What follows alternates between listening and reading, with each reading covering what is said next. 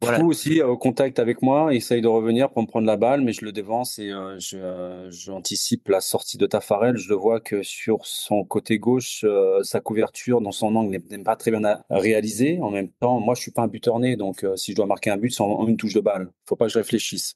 C'est ce que j'ai fait. J'ai pris l'information, je me suis dit, si je la mets dans cette direction-là, avec un peu de chance, ça peut le faire. Moi, je suis tombé comme une merde sur le côté du terrain et Patrick Vieira était le premier, mon binôme à Arsenal est venu le premier à m'entrelacer. Et puis après, j'ai vu Lisa, j'ai vu Yuri arriver, enfin pas mal de gars.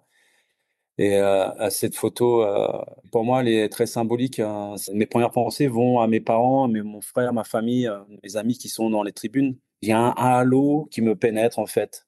Je sais pas si on peut appeler ça encore une fois de la divinité ou de côté spirituel, mais je suis transpercé par une sérénité incroyable, comme si la boucle était bouclée en fait.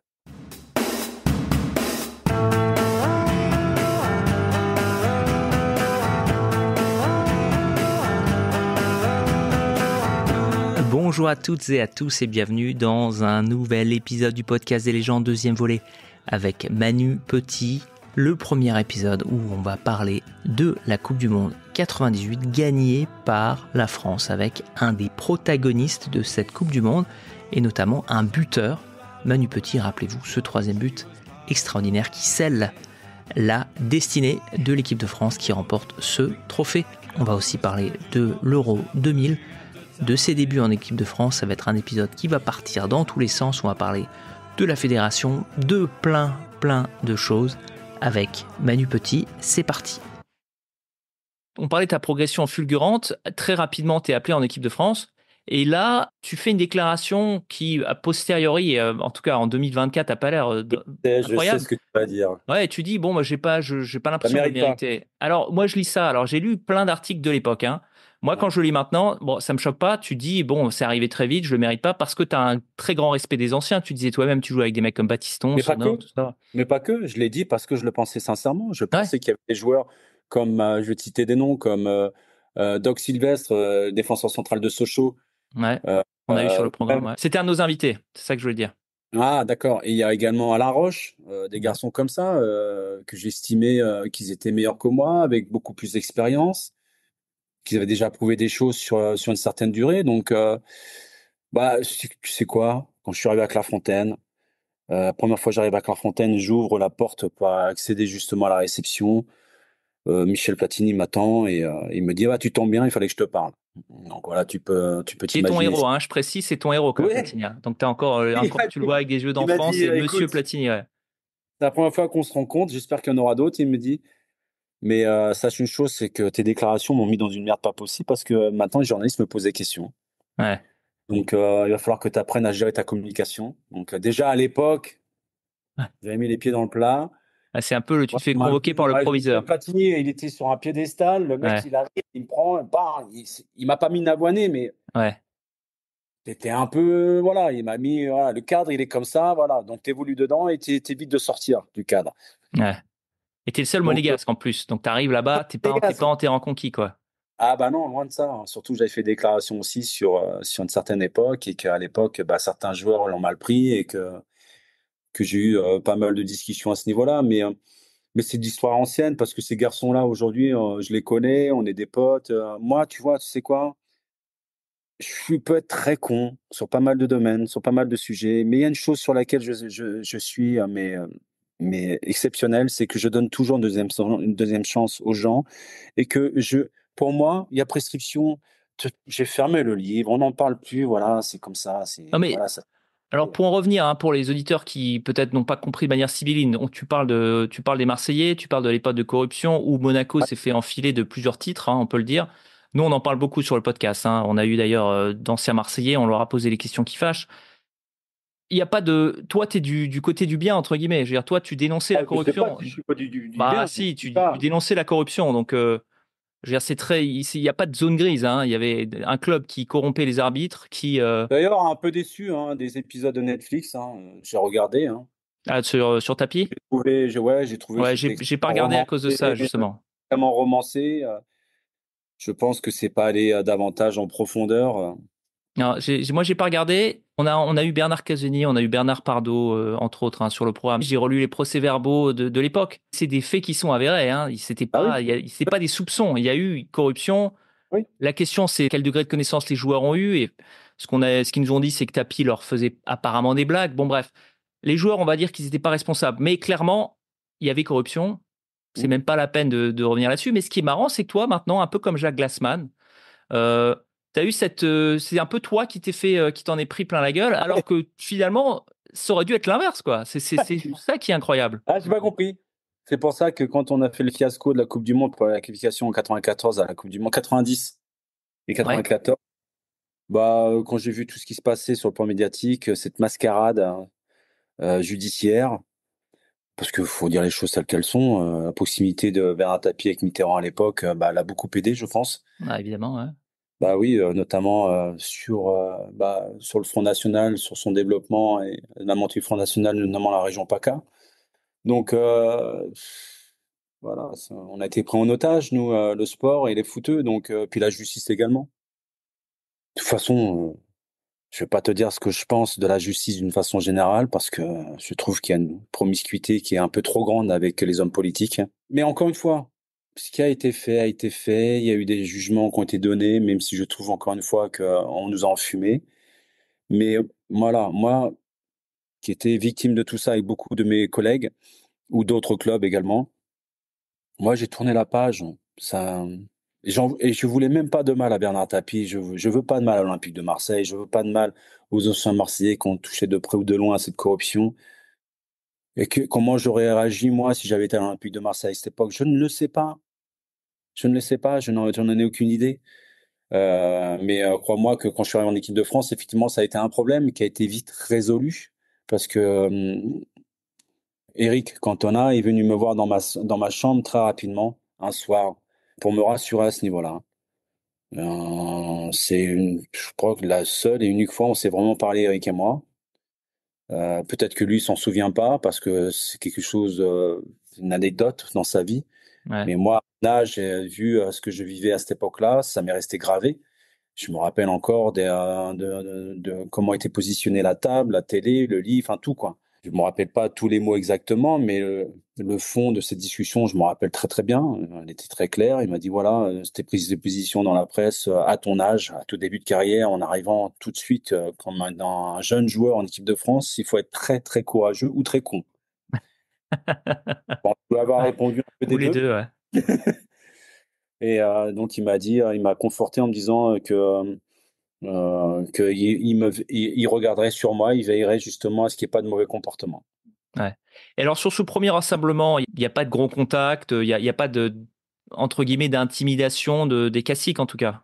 Non, c'est venu après, lors des entraînements avec certains joueurs, où tu sentais que si on avait l'opportunité de me tamponner, de me laisser à terre, ça aurait fait plaisir à certains. Ouais. Et il y a eu des discussions aussi avec ces mêmes joueurs à l'extérieur, en marge des entraînements. Pour me bien faire comprendre que ici j'étais rien et que ils étaient une ossature avec les Parisiens de l'équipe nationale et que les voyants jouer au boule aussi avec le sélectionneur, je me disais Manu, il va falloir vraiment que tu fasses attention. Donc j'étais plus rentré dans de la politique que plutôt de me dire qu'est-ce qu'on fait pour gagner le prochain match quoi, tu vois. Tu as ce premier match contre la Pologne, t'es plus appelé pendant 2 ans alors que tu performes bien, alors peut-être à Tard, cause de hein. tes déclarations ou pas, on sait pas trop. Ouais, exactement. Ensuite, tu reviens, tu as la bonne surprise d'être sélectionné pour l'Euro. L'équipe qui performe, qui est invincible, qui gagne tous ses matchs à l'Euro. On a eu pas mal d'anciens joueurs de cette époque qui ont fait l'Euro. On a eu. Alors, il y a une partie qui dit que Platini en avait un peu marre, il en avait peut-être un peu marre de son rôle de sélectionneur, que c'était un truc qui lui plaisait plus trop. Un autre son de cloche qu'on a eu, et toi tu en parles un petit peu dans ton livre, que les Marseillais étaient vraiment sur un piédestal, qu'il y avait eux et les autres. Alors il y a cette misconception qui dit qu'il y avait des tensions avec les Parisiens, mais sauf qu'il y a zéro Parisien dans le groupe à l'Euro 92, assez Mm, étrangement. mm. Et du coup, toi tu te situes où? Parce que tu vois, donc tu le dis, t'es dans l'équipe des coiffeurs, donc tu joues aucun match, tu sais que tu vas pas jouer de match. Et tu vois Platini qui, tu le dis toi-même, qui joue au boule avec les Marseillais. Les Marseillais sont vraiment leur propre groupe. Donc, est-ce que tu penses que c'est une usure? Est-ce que tu penses d'autres qui nous ont dit que Pardo était pas là et que c'était un peu le gel de l'équipe, qu'il avait ce côté courroie Moi, de je pense qu'il y a un peu de transmission de tout. Platini? Ouais, Je pense que Michel, au fond de lui, je pense que c'est arrivé assez rapidement, puis il a arrêté de se mentir. Je pense pas qu'il était fait pour être entraîneur. d'accord. C'est pour ça qu'après, quand il a incorporé les arcades politiques, il était plus dans cette dimension-là, en fait, dans cette réflexion. Ouais, Il avait pas mal d'idées, justement, dans l'évolution du football et du jeu. ouais, Ça m'a pas surpris après de le voir postuler à ce niveau, à ces choses-là. Et tout le monde a vu ce qui s'est passé par la suite, parce qu'il a voulu révolutionner le système, de le rendre beaucoup plus équitable. ouais. Donc, on l'a dingué direct, hein. Je pense que c'est un peu tout, à cette époque-là, Michel. C'est moi, ma vision, elle était toute simple. C'était mes débuts. Je suis arrivé rapidement en équipe de France après quelques mois avec l'équipe 1 de l'AS Monaco. Donc je me suis dit, je me concentrais à la fois sur ma carrière, mais pas que. Je voyais tout ce qui se passait au sein de l'équipe de France, mais en même temps, je pouvais pas m'enlever de l'esprit qu'on faisait partie d'une équipe, d'un groupe. Donc c'est ce que j'avais dit, une réflexion que j'avais dit à certains Marseillais quand ils m'avaient chopé. Allez, ça va, entraînement. On est tous sur le même bateau. Si vous décidez de quitter le bateau, c'est votre choix, ça sera pas le mien. Ton année à Monaco, t'as mal préparé en fait pour l'équipe de France parce que on est un petit peu Je suis arrivé à juste la mauvaise. avant Bosman. L'équipe de France, c'est bon, je vais un peu caricaturer, mais c'est un peu des mercenaires, on va dire, hein. C'est vraiment les meilleurs de chaque truc qui se retrouvent pendant une semaine, dans le meilleur des cas, ou peut-être 3 semaines dans les compétitions. Alors que toi, à Monaco, tu as une vraie ossature, tu as des joueurs qui sont là depuis très longtemps. On a un mec comme Ettori, Tonton, qui est resté 20 ans à Monaco, des Sonors qui sont restés très longtemps. Donc, tu as une image qui est surannée, qui est différente vraiment du reste, parce que les autres sont effectivement les Marseillais, il y a un turnover qui est très, très rapide, et du coup, ça te donne peut-être une image naïve de ce que devrait être l'équipe de France, une bande de potes qui sont tous unis vers un objectif pour défendre l'honneur du pays. J'ai jamais pensé ça D'accord. de l'équipe de France. Moi, l'équipe de France, pour moi, a toujours été l'ultime étape pour un joueur, en ce qui me concernait. Ouais. Pourquoi? Parce que c'était le seul endroit où on accède à l'individu et pas simplement qu'au joueur. On est en représentation nationale, on est un ambassadeur de son pays. Pour moi, ça a été un honneur, j'ai du mal à qualifier ce mot, de jouer, de représenter mon pays partout dans le monde. Et d'avoir une bonne image. Je veux dire, les retombées médiatiques et affectueuses que l'on a depuis 98 et 2000, elles sont considérables à l'étranger. L'image que l'on a renvoyée dans cette France unie de Black Blamber, ça a été perçu de façon extrêmement positive, un peu plus, je pense, à l'extérieur dans certains pays qu'en France même. Et effectivement, chaque fois que les gens parlent de 98, 90% du temps, on parle de l'unité qu'il y avait au Ah sein du oui, pays ah oui. qui n'était plus depuis 45 et qu'on n'a plus eu depuis d'ailleurs. Eh ben, c'est la dernière fois que j'ai vu mon pays heureux et ensemble et Ouais. unis. Pour parler de 98, je dénichais une interview 1993, donc de septembre 93. Je crois que c'est dans France Football. Et tu as ce rêve prémonitoire. Je vais lire ce que tu dis dans l'interview. Tu dis des rêves de gosse, les mêmes depuis des années. Je vois en gros plan des mains qui saisissent cette coupe dorée. Elle est belle, elle rayonne. Je fais des rêves prémonitoires. Je distingue nettement les maillots jaunes de la Seleção. C'est France-Brésil. C'est la finale de la prochaine Coupe du Monde. Ce match-là aura lieu. J'y crois dur comme fer et j'y suis. Je ne pourrai pas rater ça. Je ne le supporterai pas. Donc tu dis ça en septembre 93. Hum. C'est complètement hallucinant. C'est Et mystique. on a tous, je pense qu'on a tous des visions, des rêves prémonitoires, sauf on a peur que j'avais dit que la France serait organisatrice de la Coupe du Monde en 98, mais qu'elle gagnerait que 2-0 en finale contre le Brésil.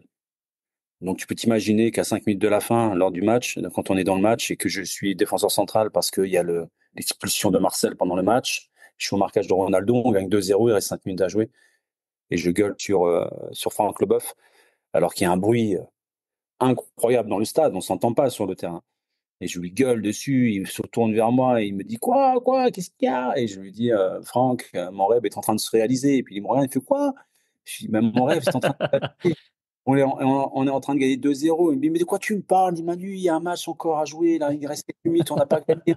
Concentre-toi. Il avait raison, sauf que quelques minutes après, il y a cette contre-attaque et je marque ce troisième but. Donc je suis très content d'avoir cassé mon propre rêve en fait. Ouais, Ma- j'allais le dire, c'est que t'avais une incentive de le rater, ce but. Ouais. Tu te souviens de ce qui te vient à l'esprit quand t'es face, c'est quoi, c'est Tafarel à l'époque? Je me souviens même pas. Ouais. Ouais, Ouais, ouais. donc t'es face à Tafarel, t'as cette passe, et Il y a tu voilà. Cafu aussi au contact avec moi, il essaye de revenir pour me prendre la balle, mais je le dévance et j'anticipe la sortie de Tafarel. Je le vois que sur son côté gauche, sa couverture dans son angle n'est pas très bien à réaliser. En même temps, moi, je suis pas un buteur né, donc si je dois marquer un but, c'est en une touche de balle. Faut pas que je réfléchisse. C'est ce que j'ai fait. J'ai pris l'information, je me suis dit, si je la mets dans cette direction-là, avec un peu de chance, ça peut le faire. Et tu te souviens de ce qui te passe par la tête? Je veux dire, Je est-ce que me t'as un... souviens difficilement. Ouais, Et cognitif, j'ai quasiment plus de mémoire à ce niveau-là. Tout ce qui est sensoriel, mais également sur le plan émotionnel. Évidemment, il y a les images qui sont là pour me montrer la célébration que j'ai eue. Je suis pas de célébration, encore une fois, je suis pas un buteur, donc j'ai jamais rien préparé de ma vie. Moi, je suis tombé comme une merde sur le côté du terrain et Patrick Vieira était le premier, mon binôme à Arsenal ouais. est venu le premier à m'entrelacer. Et puis après, j'ai vu Lisa, j'ai vu Yuri arriver, enfin pas mal de gars. Et à cette photo, enfin, pour moi, elle est très symbolique, hein, cette photo-là, parce que mes premières pensées vont à mes parents, mon frère, ma famille, mes amis qui sont dans les tribunes. Et il y a un halo qui me pénètre en fait. Je sais pas si on peut appeler ça encore une fois de la divinité ou de côté spirituel, mais je suis transpercé par une sérénité incroyable, comme si bah, la boucle était bouclée en fait. Ouais. Ma mission s'arrêtait là. J'ai remis un sourire temporaire sur le visage de ma famille. Et je me rappellerai toujours mon père après ce match-là. C'est la dernière fois que je le voyais pleurer de ma vie. Et je voyais mais là, c'était des pleurs de joie. Ouais. Et, j'étais tellement fier. J'en ai la chair de poule quand je t'en parle. Ah, ouais, j'imagine. J'étais tellement fier. Je me suis dit, au moins, j'ai réussi quelque chose que le football a pu me donner. Bah, donner un pansement, une, une justification à certaines choses. Une fierté, une appartenance que si j'avais eu le pouvoir avec une baguette magique de dire à partir d'aujourd'hui, plus personne ne souffrira et tout le monde sera heureux, et je l'aurais fait, mais sans hésiter une seule seconde. J'étais dans cet état-là. T'as donné un J'avais envie que bonheur tout le monde soit incroyable. heureux. J'avais Ouais, mais envie t'as que tout le donné monde soit un heureux. bonheur incroyable. C'est ce que nous disent beaucoup d'anciens joueurs qui ont fait des grands matchs, notamment des grands matchs d'équipe de France, et qui disent qu'ils sont. Alors, je pense que tu n'es plus surpris, hein, parce que tu le dis toi-même que tout le monde te parle tous les jours, ou presque, de la Coupe du Monde. C'est ce bonheur que vous avez donné pendant plusieurs semaines à tout un pays, ce qui est Mmh. incroyable. C'est un pouvoir exceptionnel que vous avez eu, que vous avez C'est même toujours d'ailleurs. démesuré parce que ça reste du football. Le football est devenu très important dans notre société, mais à une portée quand même certainement limitée. Catégorie du sport, même s'il y a un impact sociologique, il y a un impact économique ou politique, religieux, il n'y a pas de souci, je suis pas stupide. Mais il faut arrêter de vouloir que le sport et le football résoudent pas mal de soucis dans la société parce que ce n'est pas le cas. Ouais, Déjà, le rôle du foot dans la société est très important dans tout ce qui est communautarisme, anticommunautarisme entre autres, l'acceptation de soi, le dépassement de ses propres limites. Il n'y a pas de différence entre nous dans un vestiaire. Enfin bref, il y a pas mal de choses très très positives dans l'émancipation d'individus. Mais il ne faut pas trop demander non plus au football. mhm. Et au footballeur non plus. Quand j'ai vu ce qui s'est passé lors des dernières élections et quand j'ai vu comment les joueurs étaient sollicités médiatiquement par beaucoup d'hommes et femmes politiques, j'ai trouvé ça extrêmement indécent. Alors toi, tu aurais fait quoi justement? Parce que moi, quand j'ai vu ces Moi, trucs, je me disais, mais les il y a pas de bonne aspérités, les solution pour eux. appartenances religieuses ou Ouais. politiques ne restent et ne doivent être qu'un fait privé. D'accord, donc toi, tu n'aurais rien dit. Au moment où tu prends le risque ou le choix d'en faire, de le partager sur la zone publique, il faut en accepter les conséquences. Mais les Français ne sont pas stupides. Ils sont suffisamment responsables pour prendre les décisions qui s'imposent avec les éléments dont ils disposent.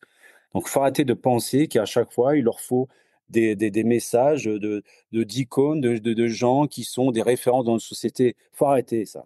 Il Ouais. faut arrêter. Ah, Chacun son rôle. Chacun son rôle. Mon rôle à moi, c'est pas de dire à Macron ce qu'il doit faire dans sa politique. En revanche, j'attends pas de Macron qu'il me dise comment je dois jouer sur le terrain. d'accord. Donc chacun reste dans sa Après, ligne, tu comme as une disent les dimension Américains. individuelle citoyenne, mais ça reste du fait privé.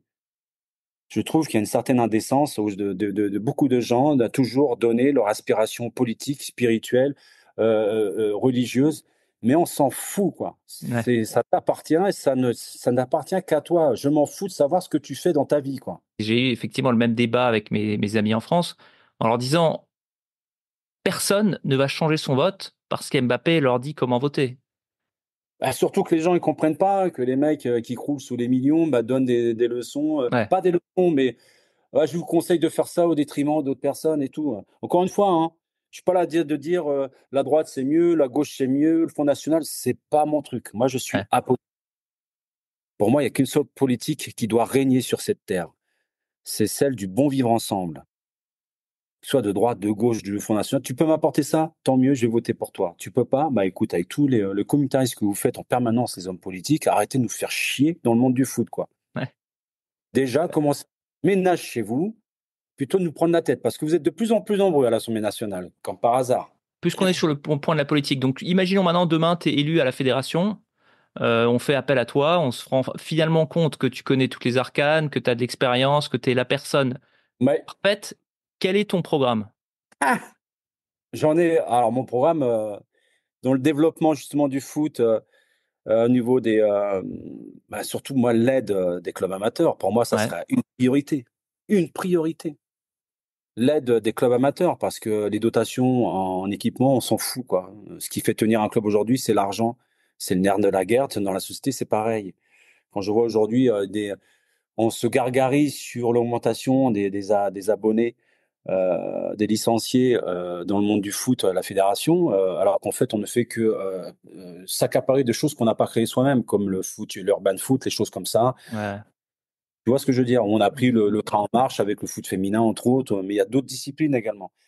Pour moi, il faut protéger l'essence même du sport dans son ancrage, territorial.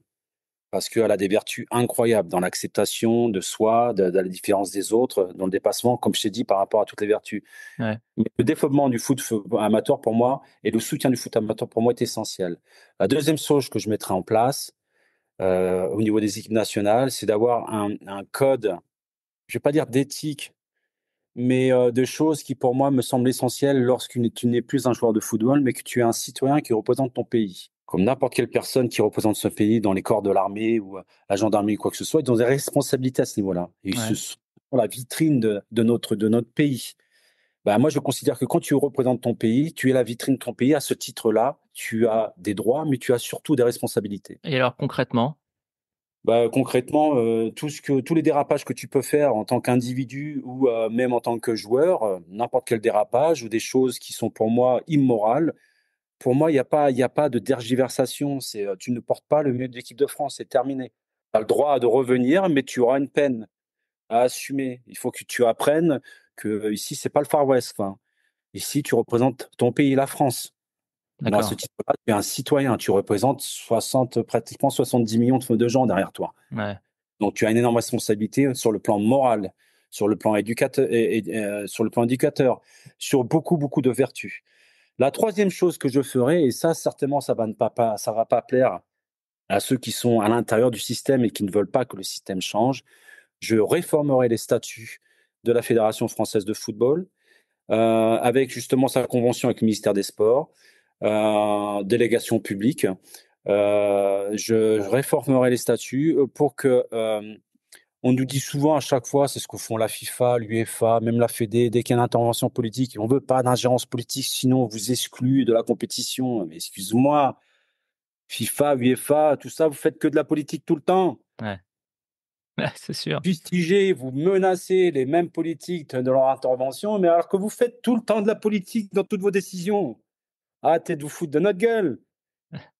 Donc oui, je réforme les statuts et surtout le système électoral, qui est une hérésie sans nom, qui est antidémocratique au possible. Encore une fois, on revient à ce qu'on a dit tout à l'heure, voir des gens s'offusquer du système électoral alors que ça fait des décennies que c'est comme ça me fait bien rigoler. Ouais. Ces gens-là, ils auraient plutôt, ça aurait été mieux si s'abstenir de parler ou alors de parler du sujet qu'ils ne maîtrisent pas, en fait. Donc oui, réformer les statuts, pour pouvoir permettre justement à la base de pouvoir voter. C'est-à-dire 95% des gens qui font le football, on leur demande jamais leur avis. Regarde ce qui se passe avec les joueurs de foot professionnels aujourd'hui, les grands clubs européens qui essayent de monter en épingle une éventuelle grève par rapport à la cadence des calendriers. Bah, de la même manière, on leur demande pas leur avis lors de l'élection de la FIFA, de l'UEFA, alors que ce sont Ouais. les premiers représentants du sport. Sans Ouais. nous, il n'y a rien qui marche dans la machine. Ouais. On est Bah, la c'était un matière peu ce première. qu'essayait de faire feu Didier Roustan, ouais, avec son Oui, syndicat bah, des paix à son âme, joueurs. Didier, il avait Ouais. tellement de belles idées, Ouais. Lapache. Mais c'est je veux dire, on est quand même la France, soi-disant, le pays qui a, un des pays qui a créé la démocratie, qui essaie justement de le répliquer à l'envi à travers le monde. C'est le bon système pour vous, et qui, des fois, n'est même pas foutu de se l'appliquer à soi-même. La Fédération française de football, la Ligue, on l'a vu récemment avec les scandales lors des élections, mais on le voit avec la Fédération française de football depuis très très longtemps. Si demain on donne la possibilité aux licenciés, sous couvert qu'ils soient majeurs, donc au prorata tu donnes un prorata de vote à tous les clubs amateurs. Il y a des clubs qui gèrent 1500, 1600 licenciés. Tu as des clubs qui gèrent 200 licenciés. On ne va pas donner la même portée à ces clubs-là, on va donner un prorata de vote. Mhm. Mais en fonction, il ne faudra que ça soit que les majeurs qui votent. Les Ouais. mineurs n'ont Non, pas bah, de c'est voter. démocratique, quoi. Tu Oui, mais en proposes même quelque temps, chose de démocratique, en ouais. plus, c'est extrêmement facile à mettre en place. Chaque licencié a un numéro de licence. Toi, tu as un numéro de sécurité sociale, tu as un numéro fiscal qui t'est affilié jusqu'à la fin de ta vie. Tu as un numéro de licence, pareil. En 2 clics, à l'époque du numérique, c'est facile, sur une semaine d'élection, de dire voilà, en fonction du nombre de joueurs que vous avez de licenciés dans votre club, vous avez un prorata de vote. Et il n'y a que les majeurs qui peuvent voter. Moi, je veux arrêter ce filtre avec les districts, les ligues nationales, parce qu'il y a une réforme également à ce niveau-là. En fait, c'est un château de cartes. Tu as la Fédé, tout ce qui est départemental, tout ce qui est régional, et tu as toute la base qui fait le foot tous les dimanches et tous les samedis. Mais moi, en fait, je veux supprimer ça, là. Ça sert à rien, ça. Mais ça sert à rien. Ou Ouais. alors, on les laisse, mais on leur donne des prérogatives. On leur dit, vous êtes là pour servir les gens. Mais regarde le système dans le monde dans lequel on vit, pas simplement dans le sport, mais dans la société civile. On a inversé les systèmes. C'est-à-dire qu'aujourd'hui, ce sont cette minorité qui sont au-dessus de nous. On passe notre temps à vivre, à vivre pour eux. C'est nous qui les nourrissons en permanence. Eux, ils n'ont plus vraiment de responsabilité de dire on va renvoyer l'ascenseur à toute cette masse. Mais c'est la même chose au niveau de la Fédération française de football. J'en ai marre qu'on prenne les licenciés comme des consommateurs. Et d'ailleurs, c'est partout pareil. Je veux que ces gens-là soient au service de la majorité, pas l'inverse. Et Ouais. je veux qu'on leur donne la possibilité de pouvoir voter de façon démocratique et libre, dans un cadre bien spécifique, comme je te l'ai expliqué. Il y a d'autres Ouais. idées également, mais c'est trop long à expliquer là. On n'en veut pas de ce système-là. La Et baronnerie, c'est de la baronnerie. Tu sais, on a fait la Révolution française en 1789. Pourquoi supprimer tous les privilèges d'une certaine caste ouais. qui faisait payer la bîme justement aux paysans qui vivaient dans la misère, qui n'arrivaient pas à manger.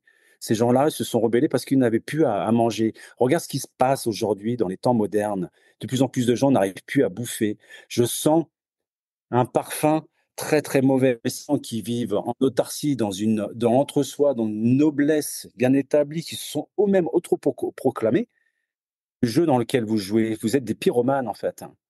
C'est vous en fait qui mettez de l'huile sur le feu en permanence. Donc je vous fais attention, parce que moi je veux bien que la ministre des Sports, qui maintenant n'est plus notre ministre des Sports, soit intervenue dans le truc médiatique avec Noël Le Graët. Ouais. Il a fallu qu'il fasse une sortie un peu, voilà, une mauvaise sortie sur Zizou, pour que d'un seul coup, bah, ça émeut tout le monde et que la ministre en premier se dit voilà, on va le dégager. Puis qu'on découvre en fait que le garçon, bah, il a eu quand même pas mal de cas. Alors que ça fait très longtemps que tout le monde le savait aussi. Ouais. Donc Non, tout parce que ça c'est pour te ça, quand il y dire, a des histoires qui sortent comme ça, on la se dit, on le politique c'est savait quoi? depuis très longtemps, ouais. C'est de gérer de façon ponctuelle les choses telles qu'elles arrivent, où on a un plan planifié, on a des choses, des objectifs à réaliser. Ou c'est quoi en fait la politique? C'est de réagir, d'interréagir sur l'actualité brûlante, en fait. C'est ça être homme politique? Mmh. Bah, je suis désolé, non, bah, j'en veux pas, non. Ouais. Bon, bah, je crois qu'on a ton programme, hein, tu as mon vote en tout cas, hein, je Mais crois il y pas a plein que d'autres idées, trop ouais, long à expliquer là, hein. ouais, Faudrait faire un débat sur la Fédération française de football, mais quoi qu'il arrive, moi, je suis un peu à l'image de de Michel Platini lorsqu'il est rentré à l'UEFA, qu'il avait des visions sur la FIFA, qu'on lui avait promis d'ailleurs. Mais quand ils ont vu ces gens-là, ces costumes cravate, ces financiers, quand ils ont vu que ça n'allait pas dans leurs intérêts, les idées qu'il avait, ils l'ont dézingué en nous inventant une histoire de corruption à 2 balles que personne ne croit, sauf la Suisse, qui est un pays neutre. Ouais. Alors, ce qui est marrant, c'est que Platini, ouais, neutre, vraiment, ouais. Euh, Neutralité, je la Platini, garde bien parce qu'à un moment donné, bref. ouais. Platini, ce qui est quand même incroyable, qu'on l'aime ou qu'on l'aime pas, personnellement, moi je l'adore, c'est il a quand même toujours un temps d'avance sur les autres. Il y en avait un sur le terrain et il en a aussi au niveau des fédérations et puis au niveau des instances parce que la VAR, il l'a critiqué. Il avait parfaitement raison. Larry Bosman, il l'avait critiqué. Il a quand même, ça a dénaturé le football. Et c'est vrai qu'une personne comme lui manque vraiment, vraiment au foot. Donc, Emmanuel, Manu, Non, je non, crois que mais tu sais ce laisse-moi. qu'il te reste à Non, mais faire, hein. rien du tout, tu me laisses tranquille. Il y a plein de joueurs, des anciens, qui me disent la même chose à chaque fois qu'ils me voient. Laissez-moi tranquille. Il me dit, ouais, tu serais super dans le rôle du président et tout. T'es l'homme adéquat pour ça. Non, laissez-moi tranquille. D'accord. Bon, alors ça n'arrivera pas. Donc, Coupe du Monde 98, bah, tu la gagnes, évidemment, au moment incroyable. Je pense que on peut dire que c'est le summum de ta carrière. Ouais. Comment Surtout tu te qu'elle intervenait remotives? après un doublé avec Arsenal 3 semaines Voilà, c'est avant. ça. Donc, tu étais à Arsenal où tu fais doublé, ensuite Charity Shields dans la foulée, Ouais. équipe incroyable. En plus, c'est le renouveau d'Arsenal hein, qui était un peu dans une sorte de slump, pour utiliser un mot anglophone. Comment tu te remotives après ça? Parce que toi, tu t'étais posé cette... Alors déjà, un joueur, je dirais, lambda, mais en plus, toi, par rapport à toute la pression extérieure que tu t'étais rajoutée, la pression familiale, cette idée sacrificielle presque, comme tu Mm. disais, comment tu arrives à te motiver et pas tomber dans une sorte de vide où tu dis, bah, j'ai accompli tout ce que je pouvais accomplir? C'est ça le problème, et c'est d'ailleurs toute la difficulté de se maintenir au haut niveau. C'est pour ça que j'ai un immense respect pour des garçons comme Ronaldo, Cristiano Ronaldo ou Messi, pour parler d'eux récemment, mais il y en a d'autres de ma génération, parce qu'on n'était jamais rassasiés, toujours avec l'envie de marquer encore plus fort l'histoire du foot, de laisser encore plus profondément leur empreinte, soit à travers du travail en permanence, mais cette ambition, ça demande une énergie mentale, une force intérieure incroyable pour y arriver en permanence. Ouais, c'est ça. Le talent n'explique pas tout. Il faut vouloir se remettre sur le terrain, vouloir faire des efforts encore plus durs que la saison passée pour aller encore plus loin sur les records que tu as battus. C'est juste phénoménal. Phénoménal ce qu'ont réalisé ces garçons. Donc, le plus dur, c'est pas d'accéder en haut, c'est d'y rester. Donc, comment tu fais après une Coupe du Monde? T'as presque, partagé entre l'envie de béatitude ou t'as envie de baigner dans du coton, vivre ce genre de ressenti, d'émotion. Mais à un moment donné, il faut absolument que la réalité revienne, de se dire, en fait, Manu, le regard des gens a changé, ton statut a changé également. Donc, à ce titre-là, tu ne dois pas te laisser, laisser percevoir n'importe quelle faiblesse ou, émotion négative que tu peux laisser transmettre. Donc, il faut rester le même, ce qui t'a permis d'accéder où tu es, mais surtout travailler encore plus dur. C'est là toute la difficulté. Donc, je me rappelle que quand tu as suivi la Coupe du Monde 98, j'ai été élu 2 fois homme du mois en première ligue. Donc, je m'étais fixé justement avec la volonté. Je savais que le regard de mes collègues avait changé, que le regard des joueurs en première ligue avait changé. La presse, c'est pareil. On avait fait la une de pas mal de tabloïds au lendemain de la Coupe du Monde 98 avec Margaret Thatcher, avec le gros titre We Are World Champion, avec moi et Patrick, ensemble, avec le mec qui faisait un lien avec Arsenal où on avait gagné le doublé quelques semaines auparavant. Donc, tu sais que beaucoup de choses ont changé, que ton statut a changé, que le regard des gens a changé. Tu sais aussi bien, moi je le suis parce que je m'étais planté au début de ma carrière, j'étais arrivé très vite, très haut, et Mhm. après, pour différentes raisons, j'ai un peu lâché le truc, et j'avais plus la même approche dans l'exigence de mon métier, et j'étais redevenu pas un footballeur lambda, mais l'avance que j'avais pris sur ma génération, avait fondu comme neige au soleil. Tout ça, je l'avais déjà intégré. J'avais déjà pris la grosse date auparavant. Donc, je savais exactement que c'était quelque chose qu'il fallait absolument que j'évite. Qui c'est qui te recadre à ce moment-là? Parce que j'imagine que tu dois être entouré de parasites qui veulent J'en ai, profiter de j'en ai ton pas parce que aura. j'ai pas besoin d'avoir qui que ce soit qui me regarde. Arsène D'accord. était mon entraîneur à Arsenal également.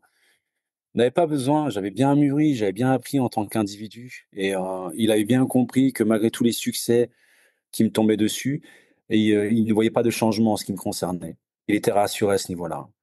Parce qu'au niveau sociologique, hein, pas pour utiliser des grands mots, mais je vois, moi, la victoire en 98 comme un changement du statut du footballeur en France.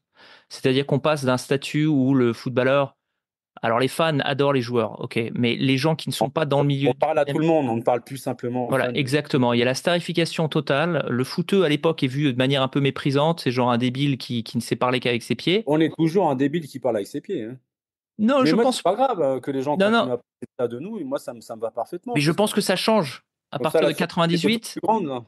Ouais, à partir de 90, ça change complètement. C'est-à-dire que les joueurs de foot sont appelés à se prononcer sur plein de choses, sont invités partout. Et, il y a et cette fois-ci, c'est tous les journalistes qui veulent aller vers les joueurs de foot, ce qui n'existait pas avant. Comment toi tu vois cette bascule? Bah, ça revient à ce qu'on disait tout à l'heure sur les gens qui parlent de leur aspérité religieuse, tout ça, ou qui donnent leur avis sur les élections. Moi, je l'avais fait à l'époque, début des années 2000, sur le Front National. Et Ouais, avec le recul, j'aurais dû m'abstenir, j'aurais dû la fermer. Tout simplement parce que c'est pas mon rayon, quoi. Ça, c'est à ouais. titre privé. J'ai pas besoin que les gens savent pourquoi, pour qui. Voilà, c'est mon problème, c'est pas le tien, quoi. Donc, D'accord. voilà. Donc, je me rappelle même plus de ta question, en fait. Ah non, la question c'est est-ce que tu vois cette bascule où vous êtes vraiment cette starification? Bon, évidemment, tu dois la voir, mais Oui, je la cette bascule où il y a vraiment un nouveau respect. les vois dans tous les tabloïds. Tu vois que maintenant, tu fais plus la une des journaux spécialisés du sport, du foot, mais c'est les tabloïds, voilà, où tu vois, généralement, ce sont les acteurs et les chanteurs, quoi, tu vois. Ouais, Donc, j'ai souvent été une cible privilégiée pendant pas mal d'années, ouais. ouais. Ça m'a Oui. valu quelques déboires, justement, avec certains paparazzis, ouais. Mais tu étais toujours très photogénique, hein, faut le dire. Oui, bah, ouais, ouais. Et donc, tu te remets au charbon. 2000, alors évidemment, avec Arsenal, vous continuez à gagner beaucoup de matchs. Vous tombez derrière une équipe de Man U qui est juste incroyable. Peut-être la meilleure équipe de Manchester de l'histoire. Vous remettez le charbon en 2000 avec l'équipe de France. Sans doute, je pense, la meilleure équipe de France de l'histoire, en tout cas la plus solide. Peut-être pas la Mmh, plus. Non, tu penses qu'il y en a une plus qui a été plus romantique, solide? ça m'étonnerait. Non, romantique, non, mais au niveau La plus solidité, pragmatique, ouais, c'était la nôtre. ouais. On était quand même une génération talentueuse. On n'avait pas que des qualités défensives, hein, parce qu'on finit meilleur Hein. buteur de la Ouais, bien compétition sûr. en France. Mais c'est vrai qu'on avait un socle défensif qui était impressionnant et c'était assumé d'ailleurs. Et c'est comme ça qu'on arrivait à gagner pendant 5 ans contre tout le monde. On battait tout le monde partout. Non, mais vous battiez tout le monde partout et vous gagnez. Je me souviens, vous allez, je prends en Des fois, on Turquie, mettait vous même des gagnez roues, ça dépend de la. 4-0, vous gagnez au Portugal 4-0. C'était mais des raclés en permanence. C'était une équipe incroyable. 5-0. Ouais. Ouais, et alors, un truc qui était dingue, c'est que je me souviens, moi j'étais allé voir le match à Amsterdam, France-Pays-Bas, donc le troisième match. La France est déjà qualifiée. Le maire met l'équipe B, entre guillemets. En tout cas, c'est pas vraiment que des titulaires.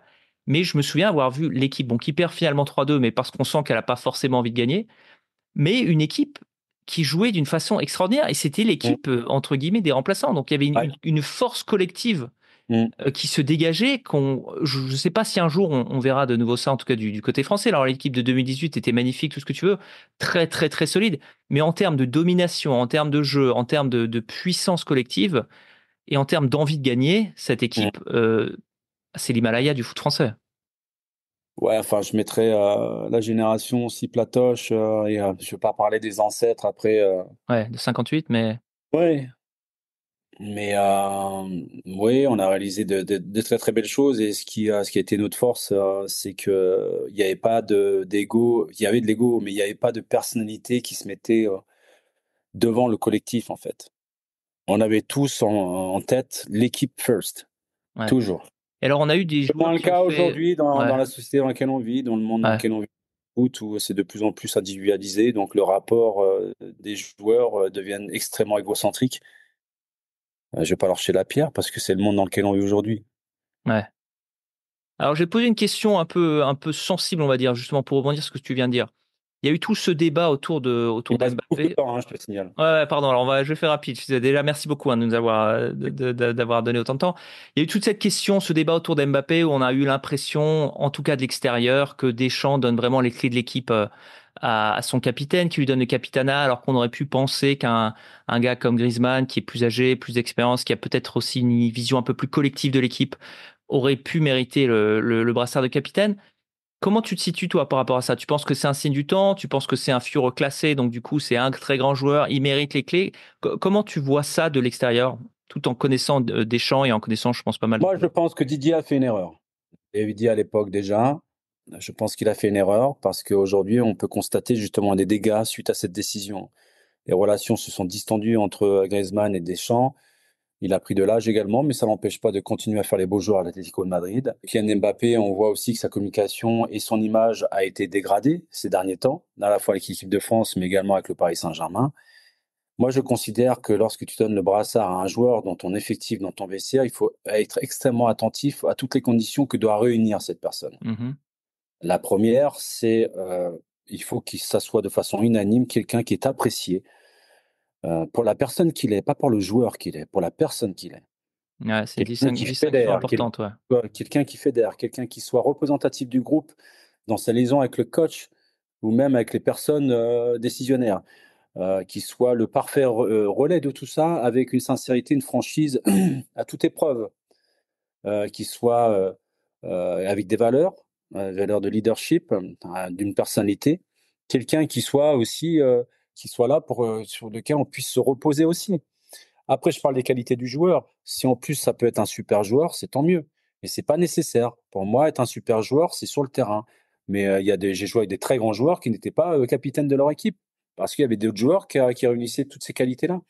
Et je trouve que Didier est allé vite en besogne en donnant le brassard à Mbappé, alors que je pense qu'il aurait dû attendre la fin justement de Griezmann avec l'équipe de France pour pouvoir transmettre le brassard à Kylian Mbappé. Je ne vois pas en quoi Kylian Mbappé mériterait le brassard aujourd'hui de l'équipe de France, surtout je n'aime pas son comportement avec l'équipe de France. Est-ce que tu penses qu'il a trop d'influence? Parce que l'image qu'on a de l'extérieur, c'est qu'il a Il a trop clairement beaucoup d'influence trop parce qu'on lui d'influence. donne trop d'influence. Moi, Ouais, j'ai joué avec des très très grands joueurs qui avaient une énorme influence sur le plan médiatique au niveau des supporters et des sponsors, mais qui savaient rester à sa place. ouais, Et même quand ils avaient quelque chose à dire ou à faire partager, ils le faisaient de façon intelligente. Il n'y avait pas de prise d'otage. Des fois, il y avait des conflits, mais ça se réglait toujours. Ça se réglait pas à travers la presse. Ça se réglait entre quatre murs. J'ai beau remonter à une certaine époque, il y a eu des conflits avec certains capitaines, mais c'était de façon éphémère. ouais. Donc oui, donc il y a des choses que je ne comprends pas dans cette génération actuelle, dans cette acceptation, dans cet égocentrisme. Euh, mais et c'est waouh. Ouais. T'es optimiste pour le futur de l'équipe de France Oui, il faut ou? toujours être optimiste. Bah, on Ouais, a quand même un réservoir, un potentiel incroyable. Maintenant, je suis pas d'accord de ceux qui disent ouais, on a que des joueurs physiques, machin, tout ça. C'est toujours la même histoire qui revient tous les 5 ans. C'est marrant. Je suis désolé. Vous savez garder le ballon, on savait le faire circuler, on savait se créer des occasions, on savait faire du jeu, on savait défendre. C'était une de nos qualités premières, mais on savait aussi attaquer. Ne tournait pas uniquement et seulement autour de Zizou non plus. On a appris à gagner sans lui aussi. On l'a démontré à maintes reprises. Donc, encore une fois, c'est l'âme de cette équipe. Mais aujourd'hui, je ne vais pas être pessimiste. Je préfère être optimiste. Mais c'est vrai que l'évolution du monde, parce que c'est quand même ça qui donne le ton et la donne pour tout, on est retranché de plus en plus sur soi-même. On est de moins en moins dans le partage, dans la communication.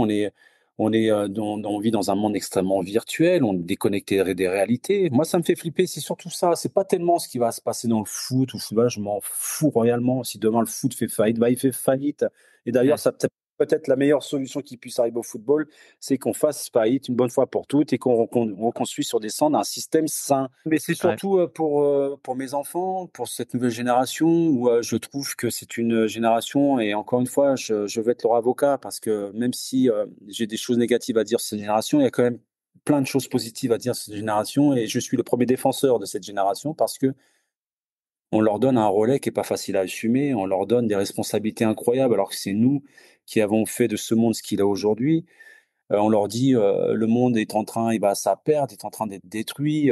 Regardez sur le niveau écologique, le racisme, tout ce qui est transgenre. Enfin, bref, tu as l'impression que partout où tu tournes, c'est le feu, que voilà, on va brûler, on va tous mourir. Cette nouvelle génération C'est dont on parle, exactement ça. Ouais. je leur souhaite bien du plaisir, du courage et surtout de la solidarité et surtout de l'unité, chose que nous, leurs aînés, nous n'avons jamais eue. Je souhaite que nos enfants soient le parfait exemple de ce que nous n'avons pas fait. Donc, si j'ai un message qui nous regarde, ne vous mettez pas trop de pression parce que on n'a pas laissé que des choses positives à votre génération. On a construit des choses positives, mais il y a eu beaucoup de choses négatives. Vous avez la responsabilité justement de faire en sorte que sur la future génération qui va venir après vous, qu'elle soit encore mieux que la vôtre. Donc et de leur dire simplement: «Enlevez toute la pression qui est autour de vous, sincèrement. Ça, c'est notre responsabilité. Nous sommes les seuls fautifs de tout ça. Vous n'avez pas, à votre âge, sentir responsable de tout ça. Vous avez votre destin en main et vous avez bien conscience que les choses que nous avons fait à notre époque, tout ce qui a permis à ce que le monde devienne ce qu'il est aujourd'hui, ben, on compte sur vous peut-être à ce niveau-là pour amener davantage d'humanité, d'empathie et d'amour sur cette planète». D'accord, bah beau message. Je vais donner ça à mes enfants. Déjà, je vais préciser que c'est la première fois que j'ai un invité que mes enfants connaissent. OK. Bon, le plus grand a 17 ans, les autres, généralement, ils disent non, j'en ai jamais entendu parler. Par contre, quand j'aurais dit Emmanuel Petit, il dit non, non, non, tu te fous de moi. Je fais, si, OK, bah, Emmanuel je suis désolé Petit. parce qu'il va falloir que j'y aille. Non, bah merci beaucoup en tout cas. Alors, juste question mitraillette, c'est à l'instinct, 10 secondes par question. Quel est ton club de cœur? Monaco, celui qui m'a formé, et l'Arc la Bataille, mon club formateur, également amateur en Normandie. D'accord. Zizou ou Platoche? Ah putain! Ah non, les 2. Tu te démerdes D'accord. avec ça. D'accord, ok. Quel est le match qui te fait encore te réveiller en sueur? Est-ce que tu as un match qui te fait avoir un cauchemar? Oui, France-Allemagne. En Allemagne de 82? Ouais, D'accord, parce que Séville. m'a marqué, mais au fer rouge ce match. Quand Schumacher, en plus, je discute avec les anciens, ils m'ont raconté le lendemain à l'aéroport, l'arbitre qui parlait avec les Allemands, Ouais, enfin bref, ils m'ont exactement. raconté ce qui s'est passé, je me suis dit: «Mmh». Ouais. Mais alors, moi, j'avoue un des moments les plus puissants, alors que c'est un amical, c'est le match à Gelsenkirchen, France-Allemagne. Je sais pas si tu le joues ce match, hein, mais c'est la France qui gagne 3-0. Non, j'ai pas. Euh, C'était Santini, ouais, ouais, incroyable ce match où là, c'était la revanche des années plus tard. Quel est alors le summum pour toi, le match, c'est France-Brésil, j'imagine? Bien sûr, à titre individuel, c'est France-Brésil, mais moi, j'ai des images, de l'équipe de France quand j'étais jeune. La génération Platoche, elle m'a fait vibrer, j'ai eu tellement d'émotions avec elle, sur tellement de matchs, ça restera toujours gravé, le championnat d'Europe avec, le record de buts de Michel, à Alors, l'Euro au Canada, qui s'est passé, il y en a un qui a fait la même connerie, ce week-end, on l'a dit à la télé, on a fait la réflexion.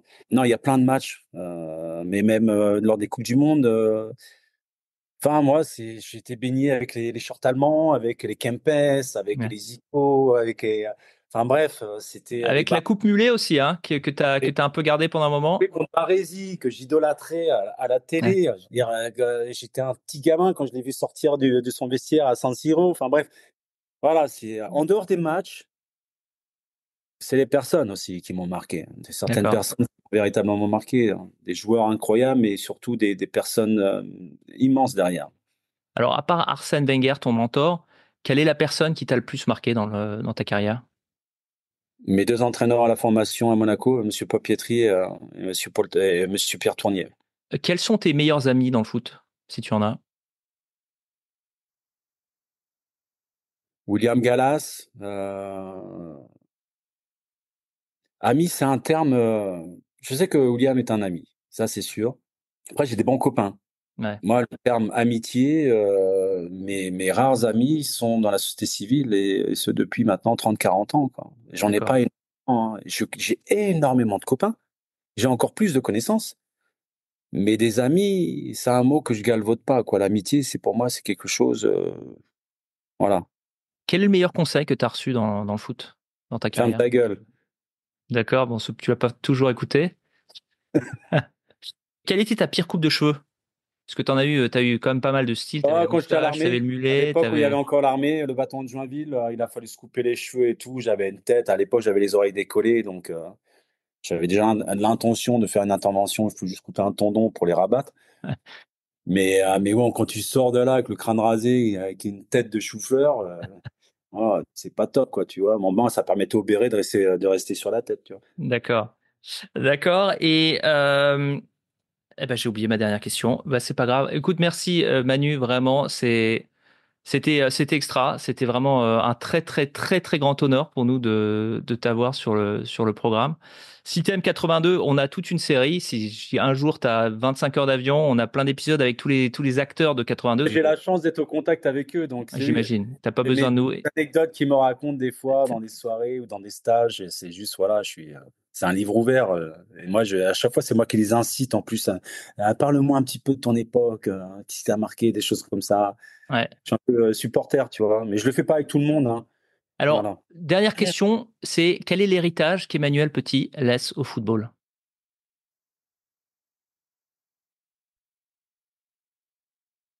Je t'avouerai que mon héritage dans le monde du foot, je m'en fous royalement. D'accord. Mon héritage en tant qu'individu qui, moi, m'importe le plus, j'aimerais que les gens qui m'ont connu, qui me côtoient ou qui m'ont côtoyé, se rappellent de moi comme quelqu'un d'humain, d'entier, de profondément généreux, caractériel, pas lunatique, mais beaucoup de personnalité. Mais je veux qu'on se rappelle de moi comme ça. En tant que footballeur, je m'en fous un peu si les gens se rappellent de moi ou pas, quoi. C'est pas, D'accord. ça va pas Et, m'empêcher de dormir ce soir, tu vois. d'accord. Et alors, en parlant de dormir, t'as un regret particulier sur ta carrière? Oui, le Barça. D'accord. Le Barça, j'ai le regret aussi de comment ça s'est terminé avec l'équipe de France, parce que même si je savais que c'était pas ad vitam aeternam, mais que voilà, mais c'est la façon dont ça a été fait qui m'a complètement déplu. Alors qu'on m'aurait parlé de façon normale, respectueuse, je suis pas un con, tu vois, et surtout j'ai pas ce dégo à ce niveau-là, quoi. Je savais que l'histoire allait se terminer. Mais oui, Barcelone, parce que même si on m'a plus poussé à signer là-bas que ça a été une réelle volonté de ma part, ça restait à cette époque-là un des plus gros clubs du monde, encore aujourd'hui. Et je voulais finir ma carrière en beauté avec un club qui aspirait à gagner la Champions League chaque année. Donc oui, j'ai davantage de regrets dans ma vie privée que dans ma vie professionnelle, si tu veux savoir. D'accord. Alors, Ouais. dernière question, je promets. Je sais que t'es un grand cinéphile. Quel acteur jouerait Emmanuel Petit dans un film? Bah, moi, c'est des acteurs de l'ancienne époque. Moi, j'aimerais des Lino Ventura, des J'étais sûr que t'allais dire Lino Ventura. Est-ce que je savais que t'étais ouais, fan? D'accord. Harvey Keitel, des garçons comme ça, ou Al Pacino. Alors, je vise très haut, mais ce Al sont des Pacino, acteurs. faudra quand même beaucoup de maquillage, hein. Denzel Washington, enfin, je veux dire, des acteurs qui sont pas que des acteurs, qui ont une portée dans leur personnalité, dans leur caractère, et dans ce qu'ils font au quotidien également. D'accord. Cette fois-ci, vraiment, je te laisse partir. Ok, Merci Manu, merci. c'était super sympa, très grand honneur. Merci Merci. Manu, très bonne journée. Best of Bye luck, bye. ok? Bye bye.